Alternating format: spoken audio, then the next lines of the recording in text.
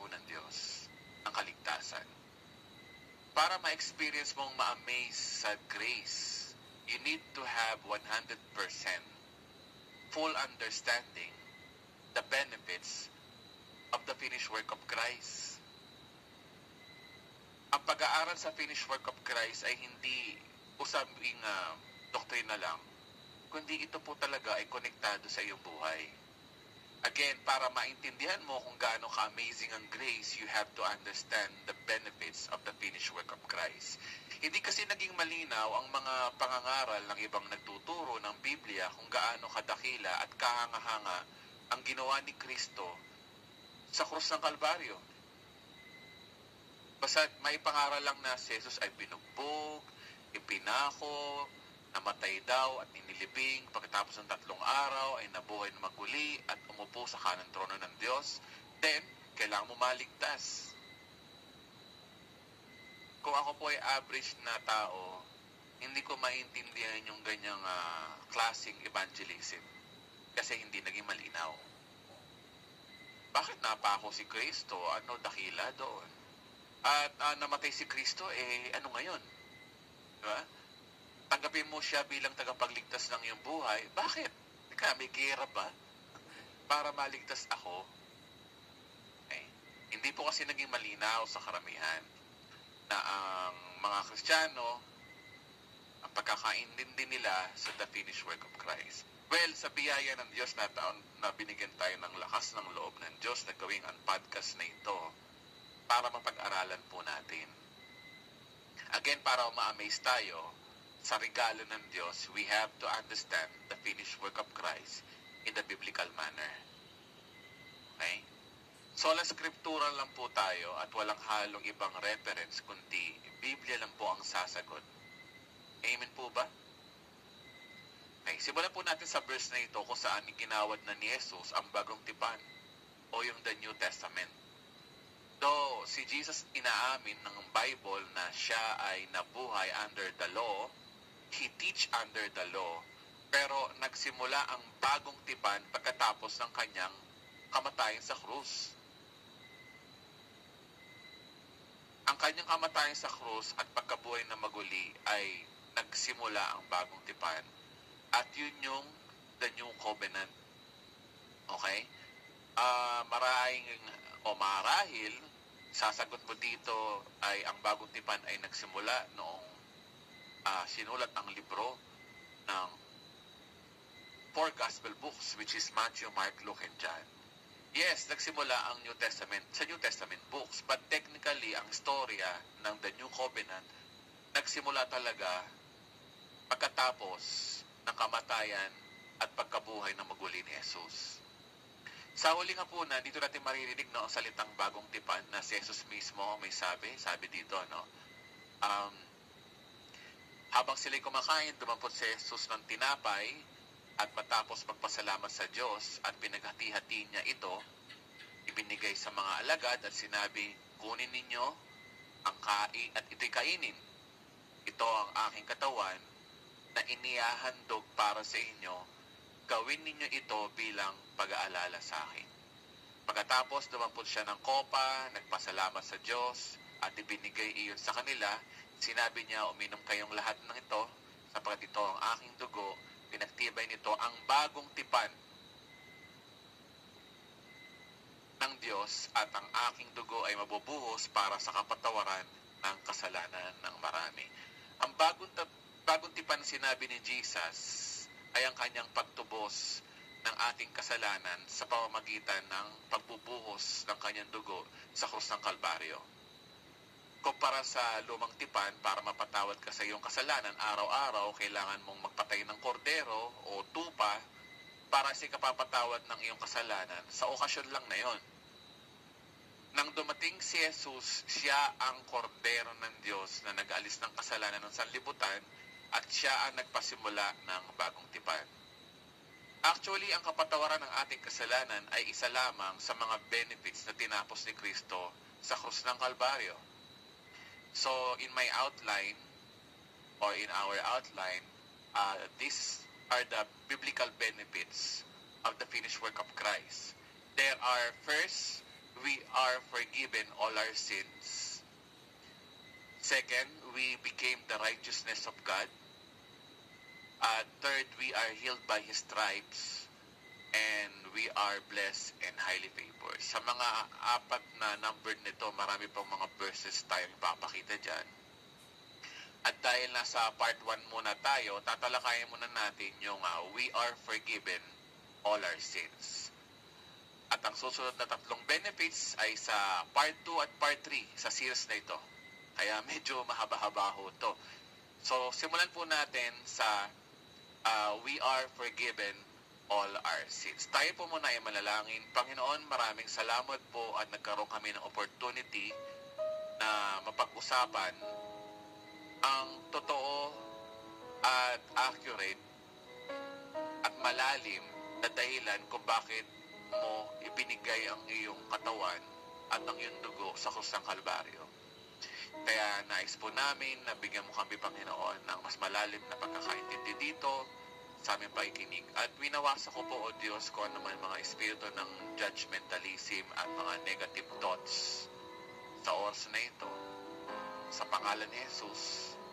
At bigyan mo po ang mga nakikinig ng pusong pakikinig at gamitin mo po ang iyong abang lingkod para sabihin ang katotohanan sa pangalan ni Jesus. Amen. Sabi sa Mateo 26:27-28, so, pagkatapos, dumampot siya ng kopa, nagpasalamat sa Diyos at binigay iyon sa kanila. Sinabi, uminom kayong lahat ng ito ang aking dugo. Pinagpagtibay nito ang bagong tipan ng Diyos. Ang aking dugo ay mabubuhos para sa kapatawaran ng kasalanan ng marami. So, sa verse na ito, makikita na para sa kapatawaran ng marami, kailangan magbubuo ang kanyang dugo. Which is, ito yung banal na hapunan. At binanggit din po dyan yung bagong tipan, no? So, ang bagong tipan pala ay para mapatawad ng iyong kasalanan, aangkas ka doon sa kanyang tatapusing gawa sa krus ng Kalbaryo, wherein nangyari nito 2,000 years ago. Kaya aangkas ka doon. Dati kasi, ang tao, nung binigay ng Diyos ang batas kay Moses, actually, technically, ang tao ang naghanap ng batas. Kung tutusin, nasa biyaya ng Diyos sa mga Israelita. Pero simula nung Exodus 20, doon binigay ang 10 utos dahil gusto ng mga Israelita na imbis na mabuhay sa biyaya ng Diyos, mabuhay doon sa pagsunod sa kanilang performance. At ipapaliwanag po yan sa ibang mga topic, no? Ang nangyari ho ay para mapatawad ng iyong kasalanan, kailangan mong magpatay ng tupa.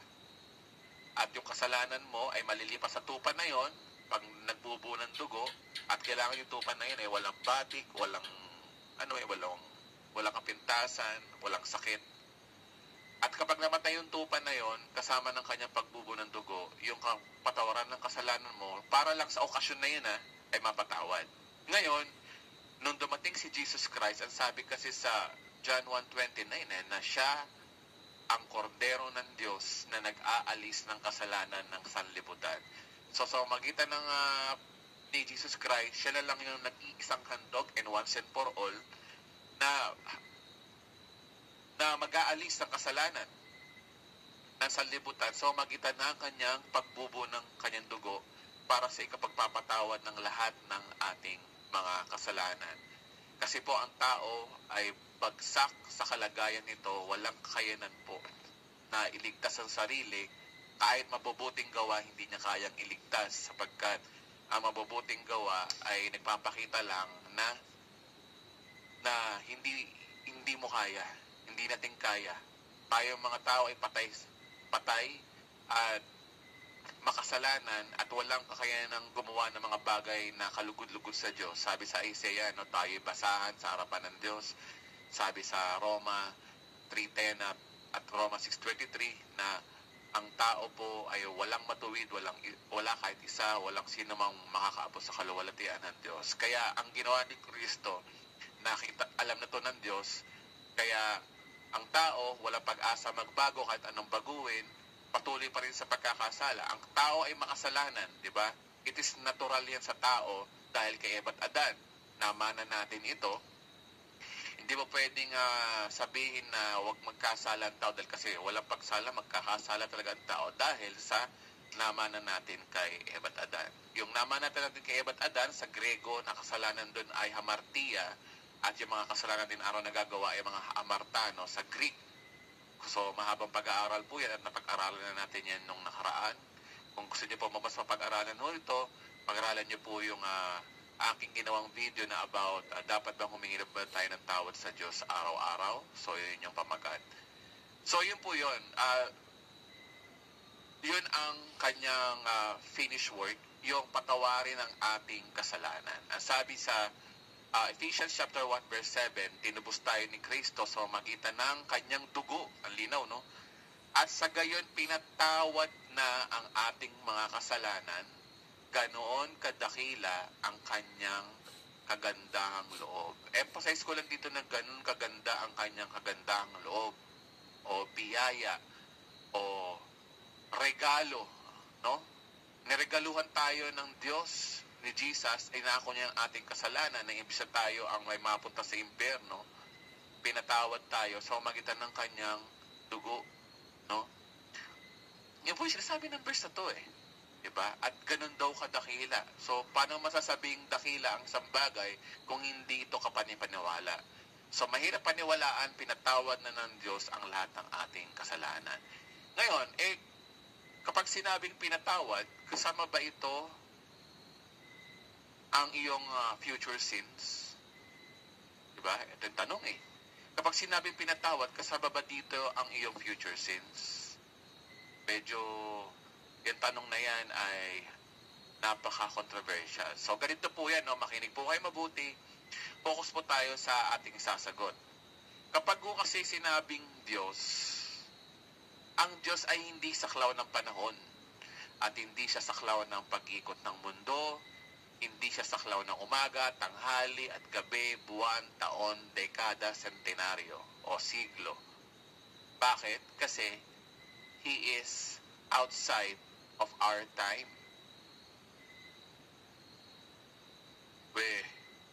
Bible may sabi niyan, He is outside of our time. Sa Isaiah chapter 57 verse 15, for thus say the high and lofty one who inhabits eternity, whose name is holy. Ang linaw dyan, no? Inhabits eternity. So, ayan, biblical na ang Diyos ay naninirahan sa eternity. O sa walang hanggan. Sang-ayon ho ba kayo doon? Dapat lang ho kayo sumang-ayon kasi dahil Bible na nagsasabi na si God is the one who inhabits eternity. So, alam niyo po ba na kapag ang tao ay tinanong mo, kailan namatay si Kristo sa krus? Ang point of reference mo ay some 2,000 years ago, diba? O 35 AD siya namatay or 33 AD. Bakit po tayo tumutukoy ng some 2,000 years ago o binabanggit po natin yung year 33 AD? Kasi saklaw tayo ng oras. Saklaw tayo ng panahon. Kaya natin nasasabi yun.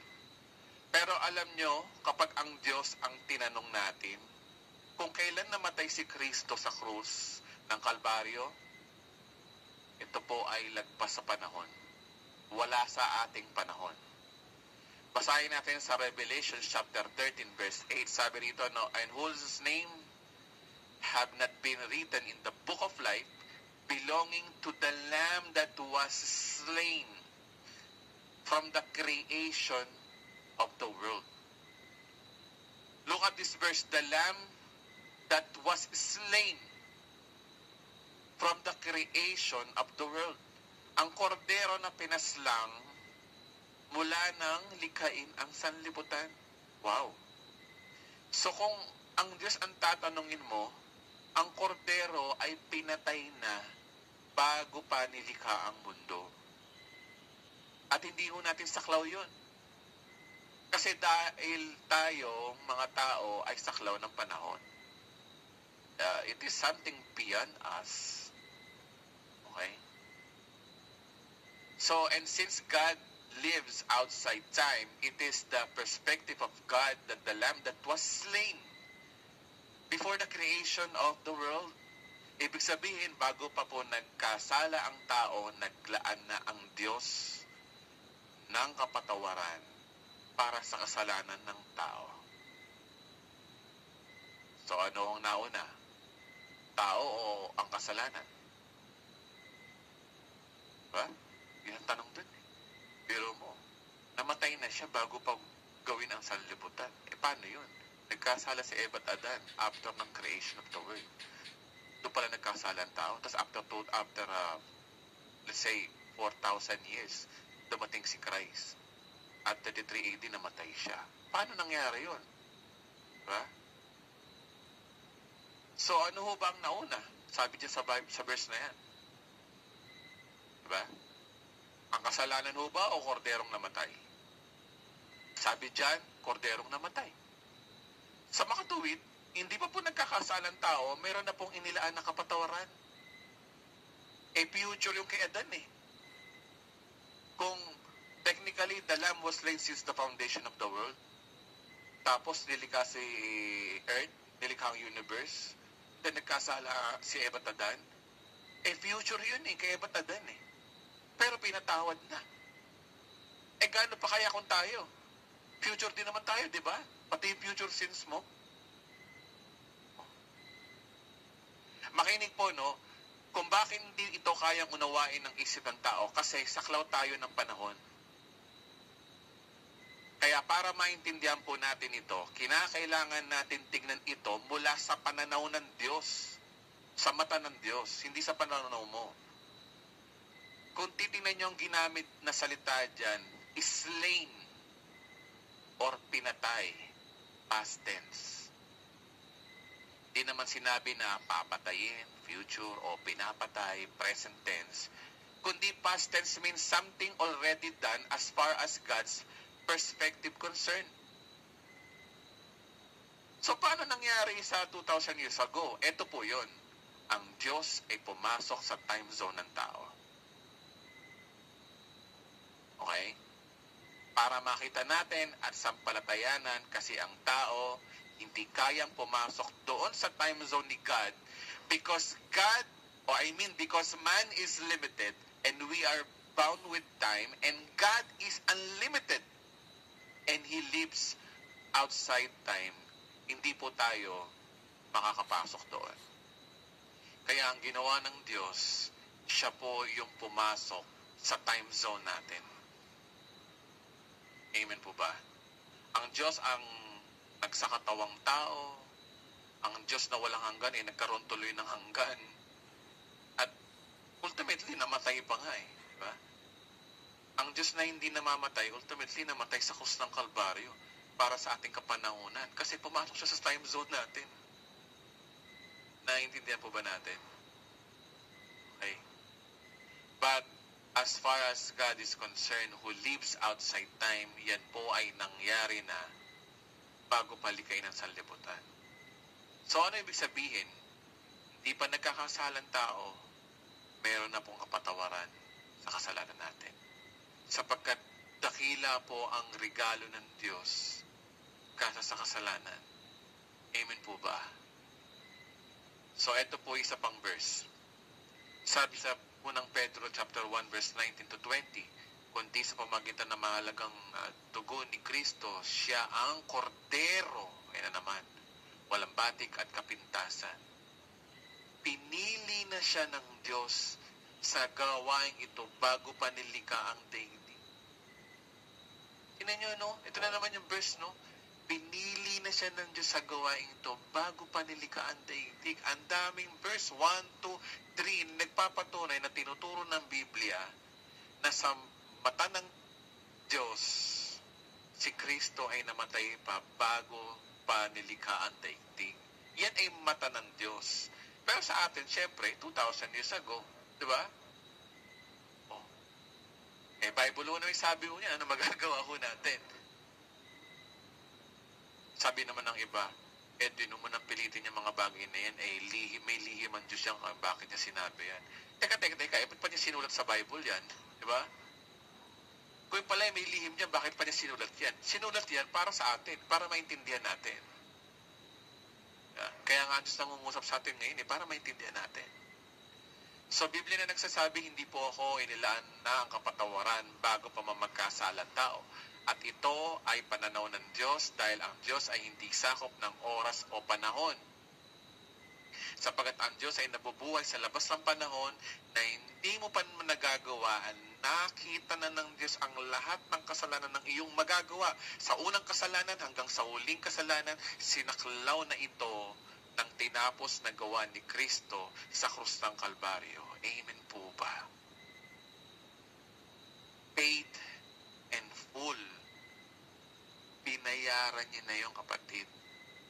Ganun kadakila yun. Kung hindi mo to paniniwalaan, walang amazing sa'yo ang grace. Pero kung ito'y pananampalataya, wherein Bible naman nagsasabi, this is amazing grace.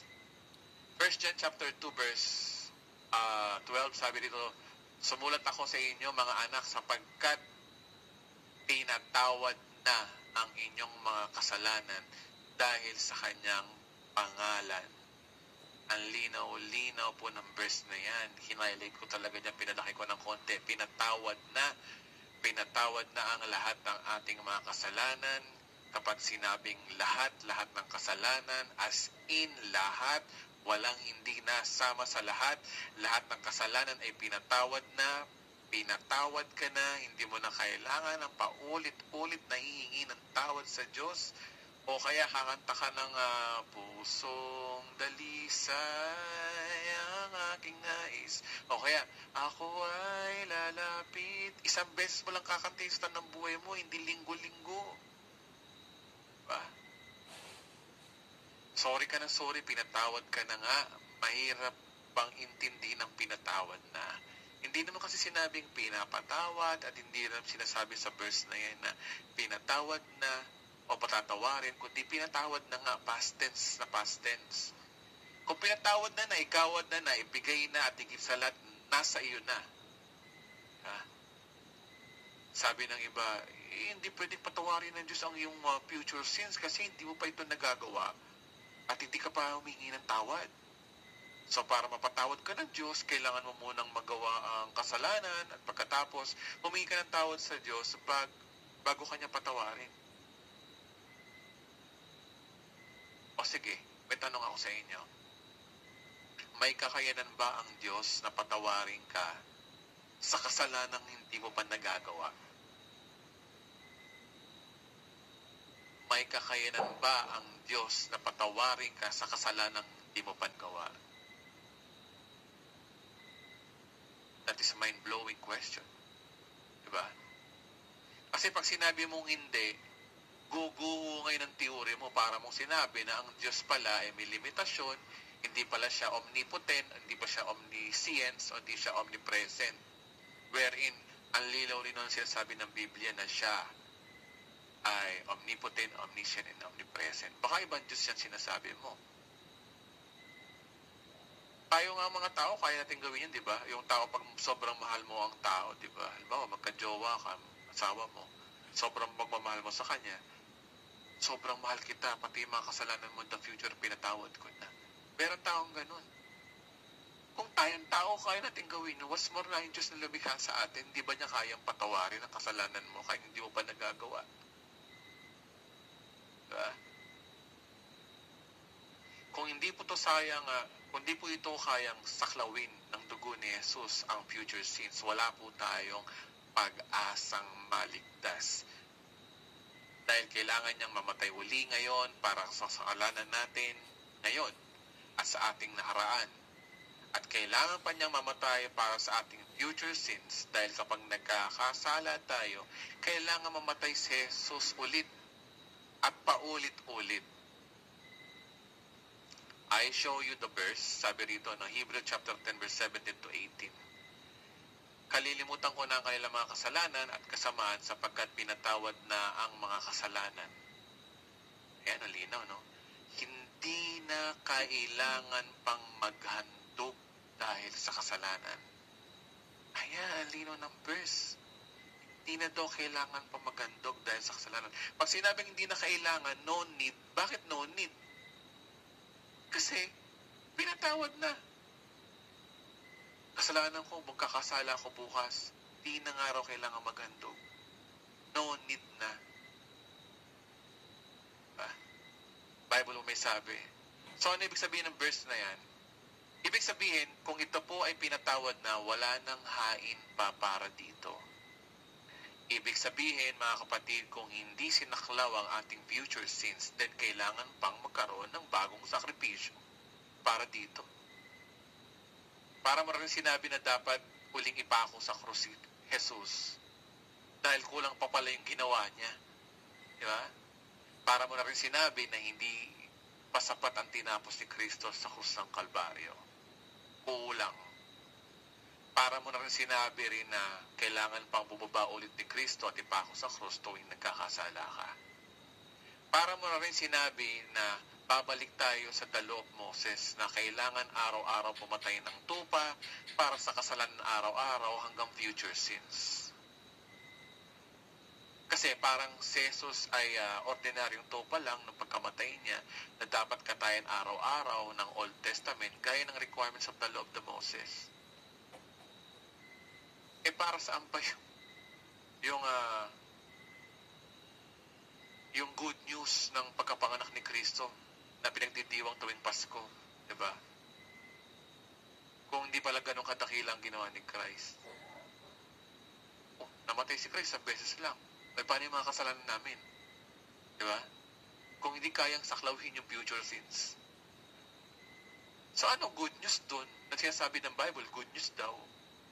Pangaral tayo ng pangaral. Good news, kapatid. For God so loved the world that He gave His only begotten Son.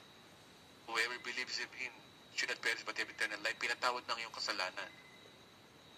Tapos nung naging Kristiyano, sabihin mo, kailangan mo humingi ng tawad sa Diyos.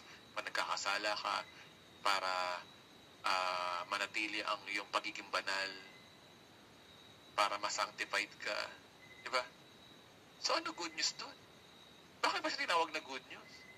Ano po yung sinabi ni Jesus na it is finished kung hindi pa pala finish? Yeah? Sa idea pong iyan, iniinsulto po natin si Kristo. Parang sinabi natin kulang pa, bumaba ka pa, at ipako ulit sa krus para sa aking future sins. Yun ang meaning nun. Bibigyan ko kayo ng halimbawa dito, no? Ang halimbawa, mag-asawa, babae, tsaka lalaki, syempre. Si lalaki nagtatrabaho sa opisina, at si babae naman ay nasa bahay lang. Sabi ni babae, mahal, anong gusto mong ulam mamaya? Name it. Sabi ng lalaki, gusto ko ng kare-kare, favorite ko. Sabi ba naman ng asawa niya, sige, pagluluto kita ng kare-kare. Pag-uwi mo, luto ko na. Sabi ng lalaki, wow, salamat mahal, thank you, paborito ko yan. Sige, di naman to si babae, tanghali pa lang. Naggayak na, pumunta na ng palengke, namasahe, pagkainit-init, punting sa palengke, naghanap ng mga, mga sahog, diba? Doon pa lang, stress na siya. Pag-uwi ng bahay, pawis sa pawis, nagluto, nagpainit ng baka, hanggang ilang oras niyang inantay, lambot. Sa daling salita, nagpakahirap, mahirap lutuin ng kare-kare, nagpakahirap magluto ng kare-kare. Then, dumating yung pinakadakilang oras ng pag-uwi ng kanyang asawa. Sabi, tumawag niya asawa, mahal, upauwi na ako yung kare-kare, handa mo na. Sabi ng kanyang asawa, o sige mahal. Si babae, naghanda pa, diba? With matching candle lights pa, diba? So, the best ang ginawa ng babae. Tapos, ito naman si lalaki, na pagdating sa kanto, sa mga turo-turo na tindahan, may nakita siyang kare-kare. Sabi niya, wow, sarap naman ang kare-kare. Magkano po yan, miss? 50 pesos lang. Wow, mura. O, bili naman to si lalaki. Kahit na, alam mo ba yung lutong minadali lang. Tapos, nung oras na naghahain na si babae, biglang nilabas na lalaki ang kanyang biniling kare-kare at sinabing, sama natin to sa ulam natin. Sa tingin niyo ba, ano mararamdaman ng babae?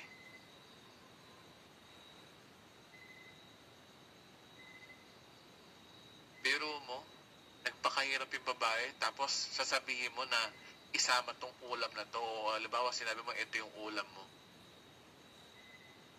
Tinanggihan mo yung ginawa ng babae, sabi mo yun ang ulam mo. Ano mararamdaman ng babae? Magtatampo yun. At higit sa lahat, ininsulto mo yung ginawa niya, pinapagod mo siya, pinagluto mo po siya. Tapos, iba lang pala ang kakainin mo, kari-kari din. Tapos mumurahin kari-kari pa yung pinagpalit mo kasi dun sa laki lang ginastos ng babae sa pamasahe, sa pagbili ng ano, etc. So, diba? So, ganun din si Jesus Christ. Nagsakatawan tao siya, nagsakatawan tao siya. Diba? Bata pa, pagpapanganak pa lang persecution ang inabot niya. Muntik na maghiwalay ang mag-asawa si Maria at si Jose dahil akala ni Jose na si Jesus ay anak sa iba. Buti lang si Diyos ay nagpayag sa panaginip. Persecution pala. Patay ng kanyang maraming gusto pumatay kay Jesus Christ ng bata siya. Diba? Hanggang sa panahon ni Jesus Christ, nabuhay siya, nainitan, napagod. Diyos yun na nagsakatawan, tapos namatay pa, binugbog. Diba? Tapos, okay na, pinatawad ng iyong kasalanan, tapos bandang huli, pag nagkakasala ka, sasabihin mo, Lord, patawarin mo ako sa aking mga nagawa kasalanan. So, ano yung ginawa ni Kristo 2,000 years ago? Parang yung babae na, parang saan pa nagluto ko ng kari-kari sa'yo kung kakain ka rin pala ng kari-kari binili mo? Iniinsulto po natin si Kristo. Sa idea po natin yan, iniinsulto po natin si Kristo, parang sinabi natin na kulang pa yung ginawa ni Kristo sa krusang Kalbaryo. Pero alam niyo mo, may balita po ako sa inyo. Hindi na siya uling bababa para mamatay sa krusang Kalbaryo. Minsan na pong mangyari, at by one sacrifice, ginawa niya itong perfect, forever, pinatawad tayo sa lahat ng ating kasalanan, past, present, and future. Basahin po natin. Sabi sa Bible, no? Sabi sa Hebrew chapter 10 verse 14, sa maktuwid sa magitan lamang ng isang paghandog ang kanyang ginawang ganap magpakailanman ang mga pinabaging banal ng Diyos. Tingnan mo? How come nasasabihin mo na hihingi ka ng tawad for your sanctification? Sabi rito na sa makatuwid sa magitan lamang ng isang sacrifice ang kanyang ginawang ganap magpakailanman, forever daw. Yung pinapaging banal ng Diyos. Ginawa ka ng banal sa harapan ng Diyos sa pamamagitan ng kanyang dugo. Because it is not just justification, it is also sanctification as well. Ang tinapos ni Kristo sa krus ng Kalbaryo. Bakit ka pa hingi ng tawad? Kasi bakit? Ang problema, nahaluan ng works, performance. Ayaw natin paniwalaan ng grace is regalo, biyaya, wala kang gagawin, tinapos na ni Kristo. Kasi tayo mga tao, gusto natin lagi, meron tayong part at merong God's part, merong part. Part ng Diyos ang grace, part mo magawa ng works, at works yung paghingi mo ng tawad. Performance. Diba? That is not amazing. That is not the Bible teach us. Isa pang verse, para mapanakot natin yung mga paniniwalang yan. Gayon din naman si Kristo yung minsang inihandog upang pawiin ang mga kasalanan ng mga tao. Ayan o. Minsang inihandog. Siya yung muling darating. Hindi daw upang ihandog muli sa kasalanan.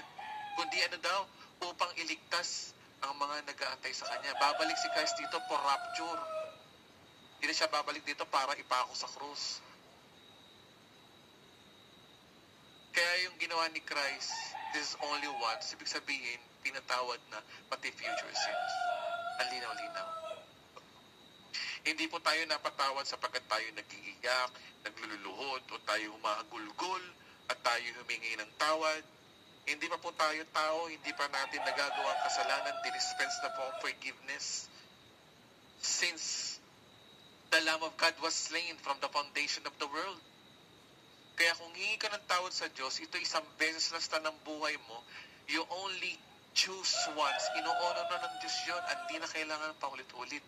Madali po siyang kausap, lalo na tinapos niya na sa krus yan. Kaya again, hindi dapat paulit-ulit, iniinsulto po natin ang tinapos ng ginawa ni Kristo. Lahit tayo ng lahit sa ibang reliyon na sinasabi natin, sila nagpapapako sa krus, sila nagpipinitensya, pero tayo wala rin pagkakaiba. Mas modern nga lang tayo. Sila kaya sila nagpipinitensya para humingi ng tawad. Pero tayo iba, modern. Just prayer lang. Lord, patawarin mo ako sa nagawa ko ngayon. Lilisin mo ko ng iyong banal na dugo. Diba ganyan ang mga prayer?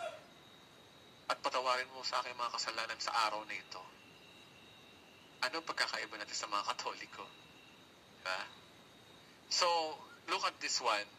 The verse are very clear that no need to confess your sins every day. Why? Because He forgive all our sins.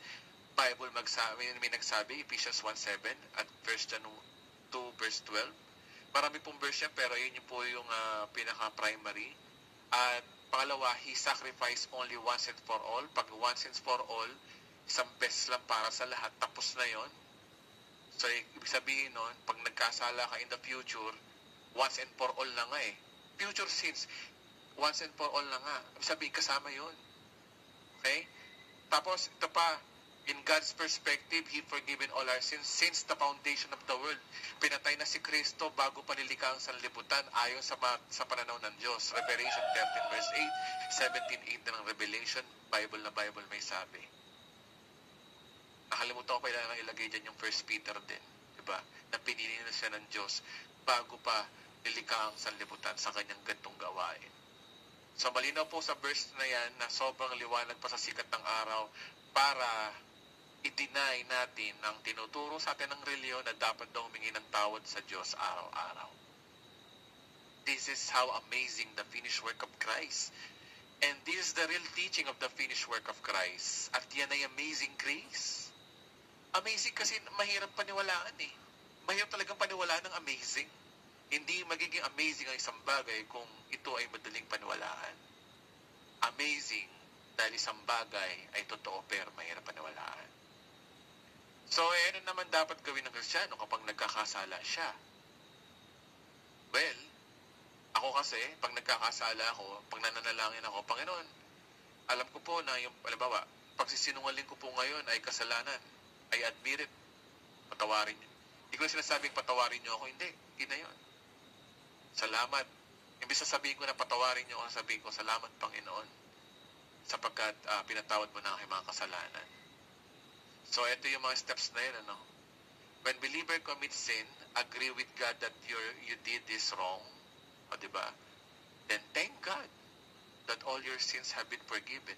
Kaya nga tinuturo ng Bible, diba, sa New Testament? Pag nananalangin tayo is sa diwa ng pasasalamat. Kasi ba't ka nagpapasalamat? May tumapos na. Di mo na kailangan pang humingi.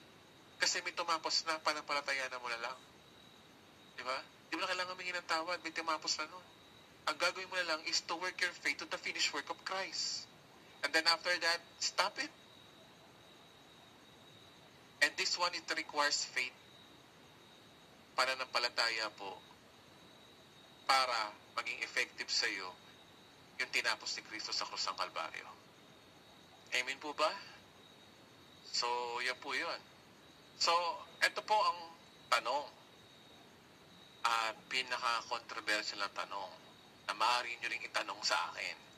Ang tanong is, ang grace ba ay lisensya natin para patuloy pa rin ba tayong gumawa ng kasalanan? Kasi baka sabihin nyo, pinatawad ka sa kasalanan, di ba? Ano yun, naabusuhin mo ang kasalanan? Yung ba tinuturo mo? Pero hindi ko yan tinuturo ko. Hindi po yan tinuturo ko. Di ba?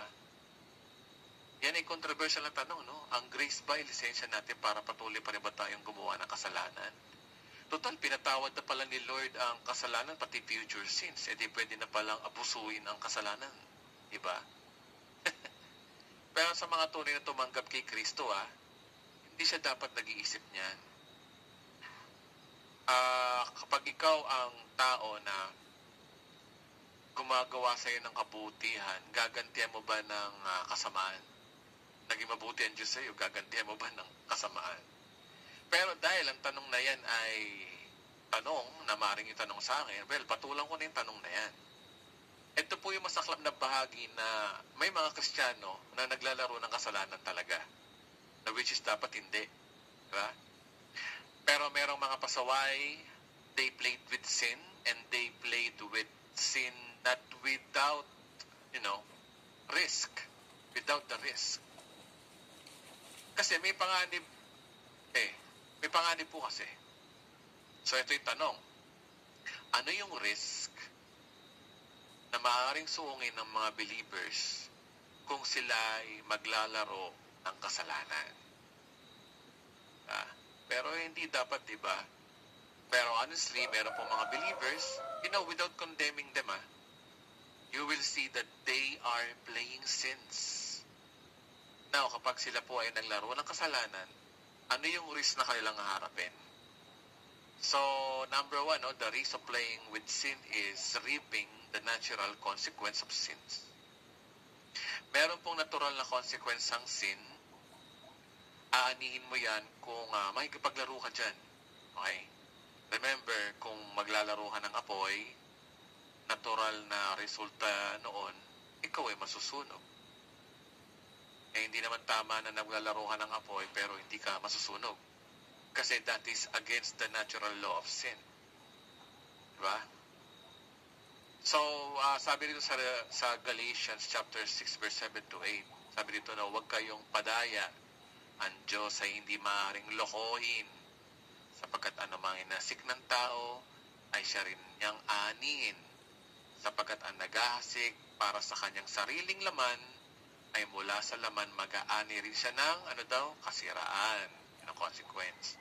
So, balit ang maghahasik sa Espiritu, mula sa Espiritu ay mag-aani ng buhay na walang hanggan. Ang linaw-linaw po ng verse na yan, na sinasabi, mga kapatid, na hindi natin magugoyo ang Diyos. Diba? Tingnan nyo to, mga kapatid, ganito po yan. Ang binayaran ni Kristo sa krus ng Kalbaryo ay ang eternal punishment. Okay? So you will not go to hell because of your sin. Never. Promise po yan, mga kapatid. Sinabi ho ng Bible at pinag-usapan natin kanina. Binayaran niya na po yung eternal punishment of your sin. Pero yung binayaran niya na po yung eternal punishment of your sin o yung eternal consequence ng yung sin. Pero yung sin ay meron pong tinatawag na natural consequence. Hindi ho po yan inalis. Bakit? Kasi safeguard po yan para sa mga taong who just think to play with sin. The issue is not going to hell. The issue is hell will go to you. That is the issue in life. Kung gusto mo ng impyernong buhay, go ahead, sin pa more. Diba? Bigyan ko po kayo ng sample na verse. I hope na familiar kayo sa story ng prodigal son. Yung kinuha yung kanyang mana at siya ay namuhay sa paluging pamumuhay. Tama po ba? So look at this verse. Sabi rito, sinabi ni Jesus, may isang tao na may 2 anak na lalaki. Sinabi ng nakakabata sa kanyang ama, Ama, ibigay mo na sa akin ang bahagi ng kayamanang nauukol sa akin. At after noon, hinati niya sa kanila ang kanyang pag-aari. Sabi dito, makarang ilang araw, tinipon ng nakababatang anak ang lahat ng kanya at naglakbay patungo sa isang malayong lupain at do'y nilustay ang kanyang kabuhayan sa maaksayang pamumuhay. Ang sabi dito, ang sabi do'y kanyang kabuhayan o nilustay niya ang kanyang mana. Saan daw? Sa maaksayang pamumuhay. Ang tanong, did he play with sin? Naglaro ho ba siya ng kasalanan? Yes. So, continue natin. Nang mag-google na niya lahat, ay nagkaroon ng matinding taggutom sa lupaing iyon at siya ay nagsimulang mangailangan.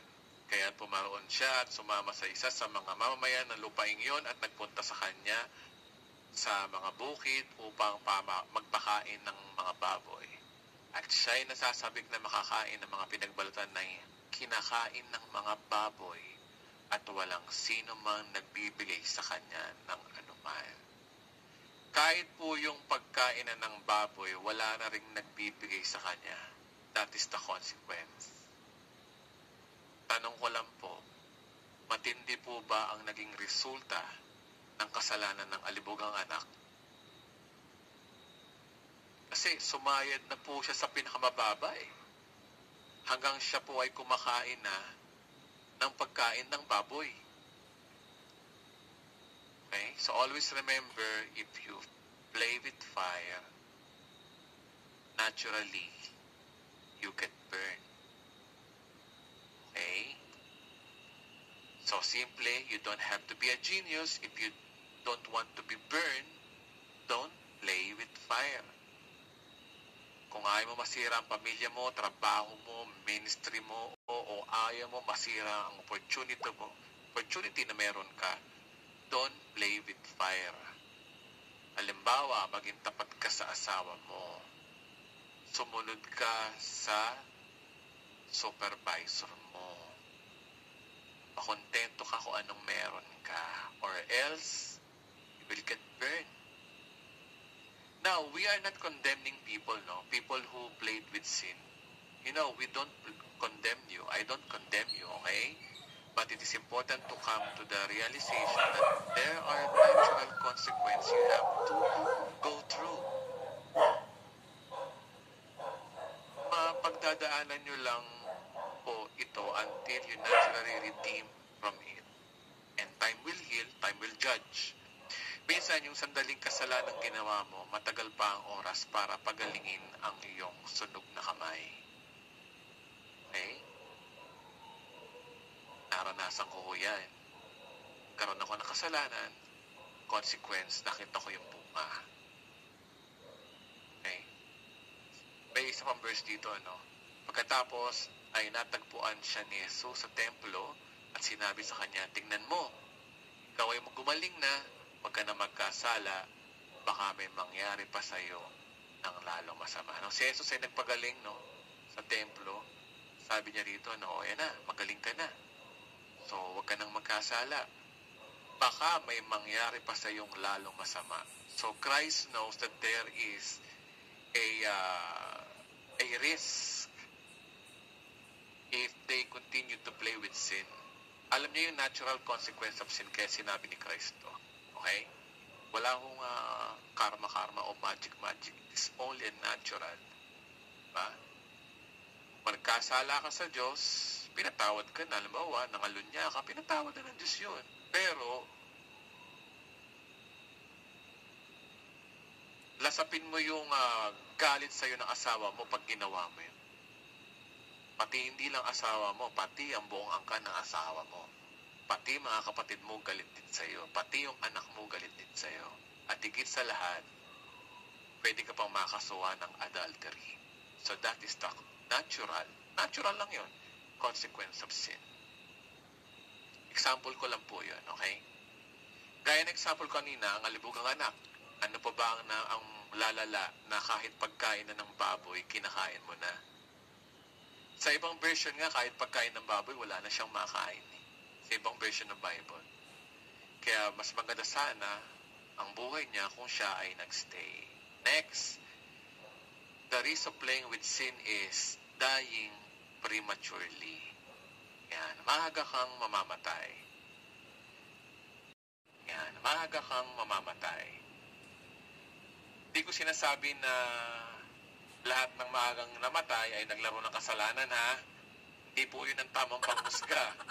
Baka mamaya, ikaw, pastor ka, may mapuntahan ka na burol na maagang namatay, tapos ikaw yung nagne-necro preacher ng service, tapos sinabi nyo, etong namatay na ito ay naglaro ng kasalanan.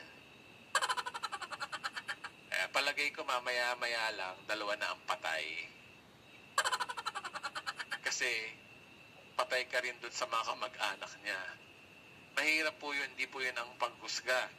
Kaya nga lang, ang totoo, ito ay isa sa consequence na maagang pagkamatay.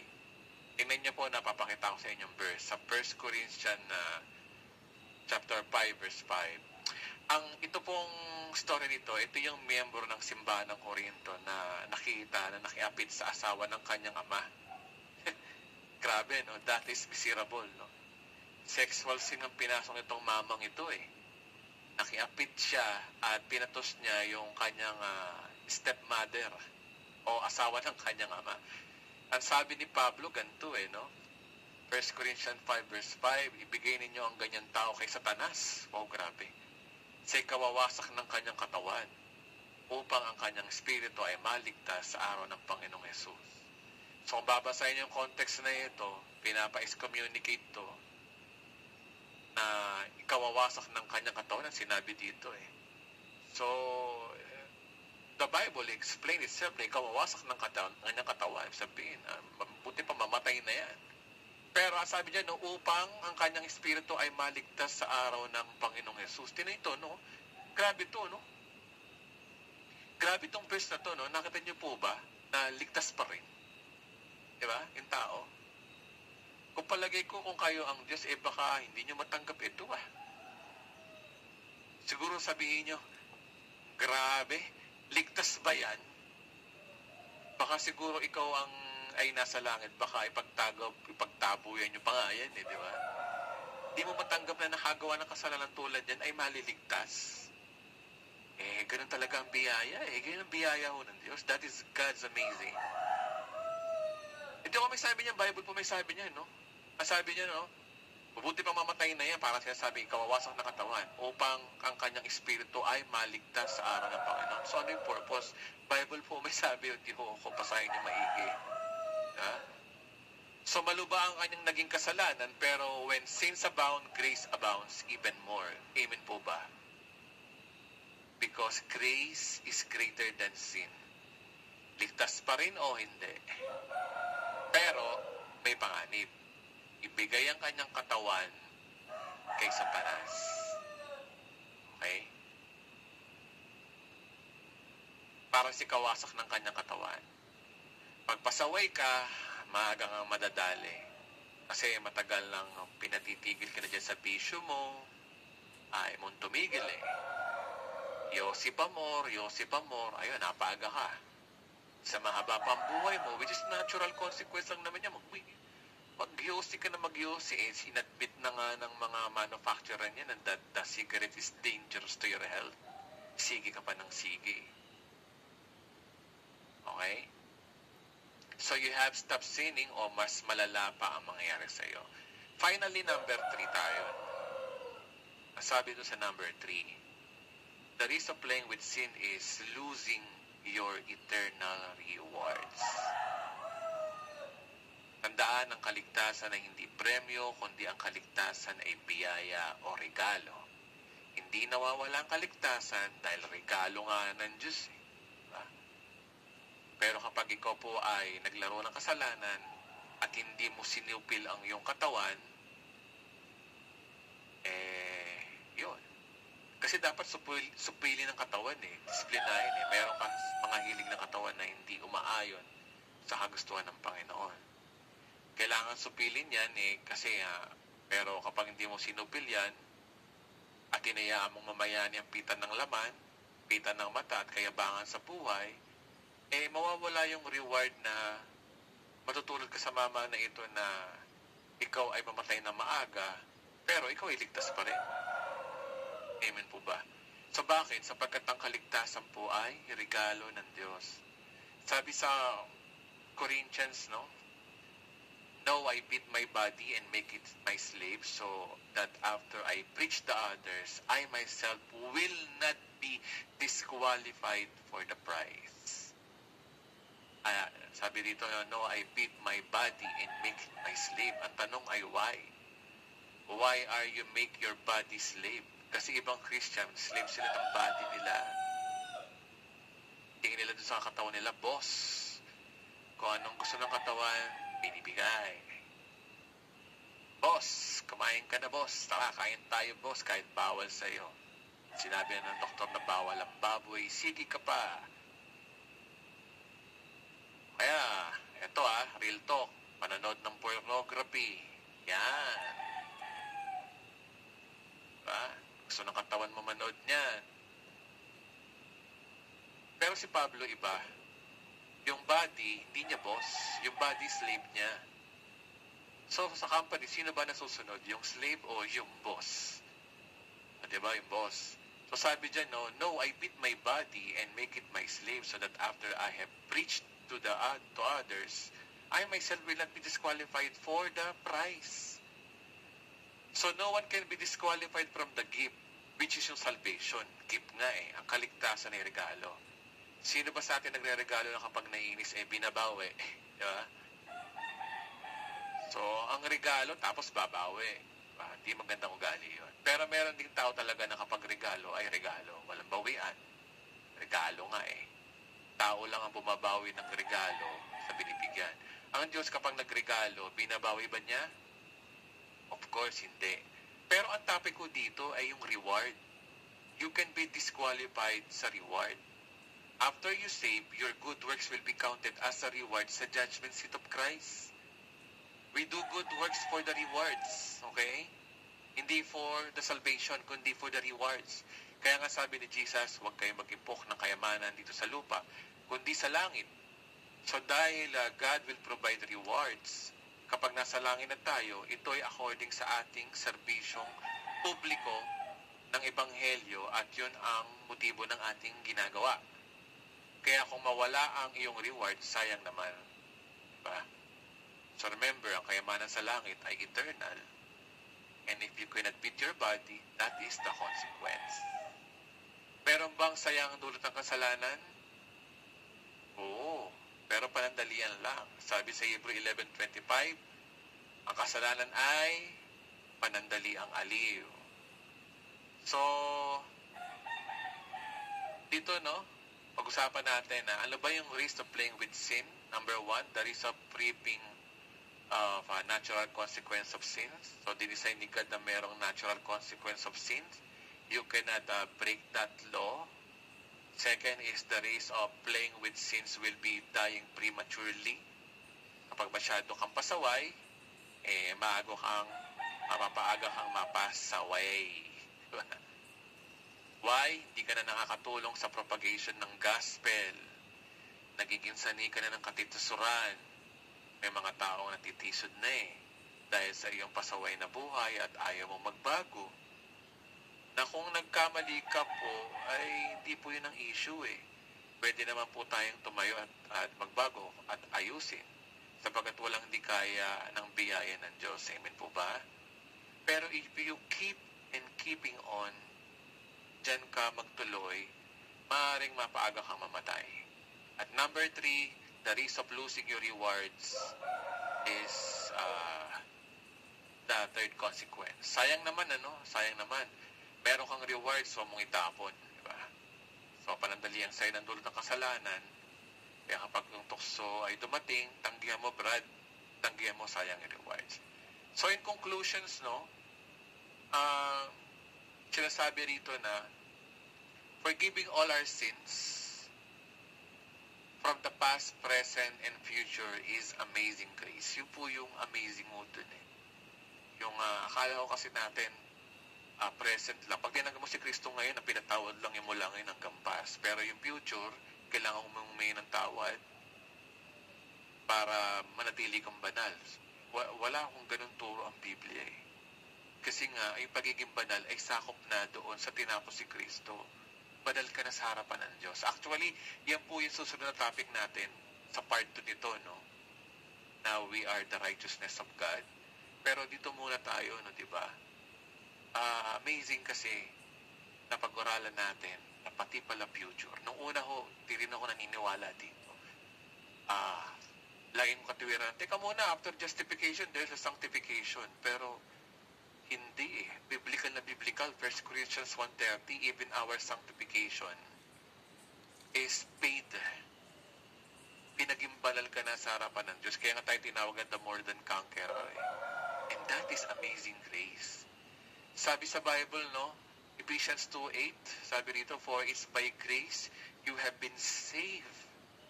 By grace. Through faith and not from yourself. It is a gift, regalo ng Diyos ang kaligtasan. Not by works. Ano ba yung by works dito? Diba? Na hinahaluan mo ng works, hindi ka nang hingi ng tawad. Works yun. Performance yun. Pag sinabi mong grace, bias po ang grace, mga kapatid. Pag sinabing bias, walang works. Grace, regalo. Diba? Nakakita ka na ba ng regalo na re-regaluhan mo yung jowa mo sa malayo, tapos bandang uli, text mo, sabi mo, mahal, pakibayad na rin yung shipping fee. So, nawawala yung sense ng regalo. Pag sinabing regalo, it is a gift. Forgiveness of sin is isa sa finished work of Christ, and that is grace. Not by works, para ano daw? So that no one can boast. Iisa ang patotoo ng mga taong naligtas sa langit. Ang sasabihin lang nila sa kanilang mga labi na buti lang umangkas ako sa tinapos ni Kristo sa krus ng Kalbaryo, kaya ako'y pinatawad at naligtas. Si Kristo lang ang naitaas. Kung by works, kaya ako napunta ng langit kasi ako nangingi ng tawad sa Diyos araw-araw. Kaya nung bago ako mamatay, nagrepent ako, yun, sakto. Diba? That is works. Kaya nga sabi dyan sa that no one can boast. I-relate natin yan sa isa sa finished work of Christ. Sa tuwing pag-aaralan po natin ng finished work of Christ, dito tayo lagi magtatapos sa Ephesians chapter 2 verse 8 to 9. Pati sa susunod natin topic. So please lang po stay tuned sa ating next topic is about the second part ng ating series na the righteousness of God. Isa yan sa the finished work of Christ. So patuloy po tayo mag-aral ng salita ng Diyos. At kung nais mo na hindi naman humingi ng tawad sa Diyos sa oras ito, nais mo lang na mag-recant ng faith, magkaroon ka ng bagong statement ng faith ng iyong buhay, pwede naman kitang samahan sa panalangin ngayon. Panalangin na nagsasabi na ikaw ay pinatawad na ng Panginoon. Tayo po ay manalangin. Sabihin mo, Panginoong Jesus, ako po ay matagalang Kristiyano at salamat po na nakilala kita. Pero mula po ngayon, nandito po ako at pinapahayag ko na po na mula ngayon, hindi na po ako hingi ng tawad sa iyo sa aking mga nagawang kasalanan. At mula ngayon, aangkas na po ako sa tinapos mo sa krus ng Kalbaryo. Tinatanggap ko po ang kapatawaran ng aking mga kasalanan hanggang future sins, hanggang sa aking kamatayan. Dahil kinikilala ko po sa oras na ito ang iyong tinapos sa krus ng Kalbaryo. Kahanga-hanga po, Panginoon, ang iyong ginawa sa krus. Maraming salamat po sa dakilang ginawa mo sa krus ng Kalbaryo at sa mensaheng ito. Amen. Kung sineryoso mo yung prayer na yun, God is already sealed you na ikaw ay under na ng grace ng God, that you no longer live in the law of God. At yan po yung susunod natin pag-aralan. So next po topic, see you po, God bless you po, mahal na mahal ko po kayo. Bye-bye.